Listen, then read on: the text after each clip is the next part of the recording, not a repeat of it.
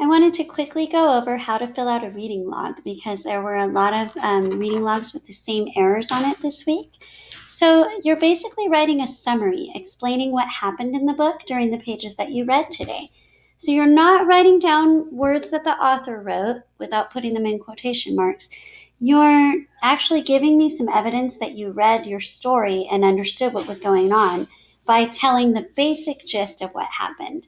A few other things, I wrote this on many people's different reading logs, so I wanted to just make a copy of it. Don't forget to capitalize the title, capitalize the author's name, and capitalize the characters' names, also the beginnings of sentences. So a lot of you got that comment.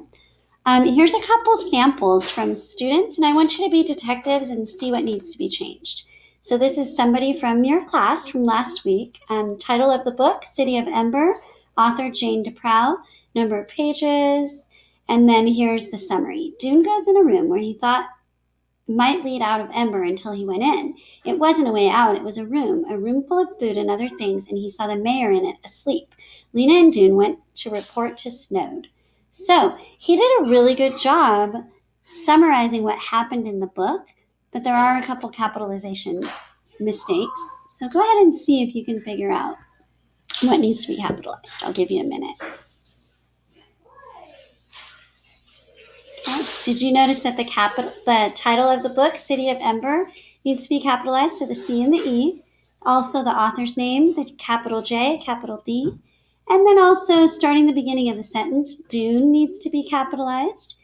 Lena is capitalized, yeah. And then Snowd and Ember need to be capitalized. And we need a period at the end of the sentence. So here's an example of a really well done reading log. This person capitalized the title, capitalized the author's name, and wrote 2 sentences about what he read that day that are really clear and coherent. So it says his friends made a saddle for Jack's monster dog, and the monster dog crashed into an abandoned building of old neighbors' houses. When Jack went to a tall and small mountain, and he saw all of the town, and that is how Jack found June in middle school. Jack was fine in the school, and he knew that when he finally saw her again. So it's maybe a little bit confusing.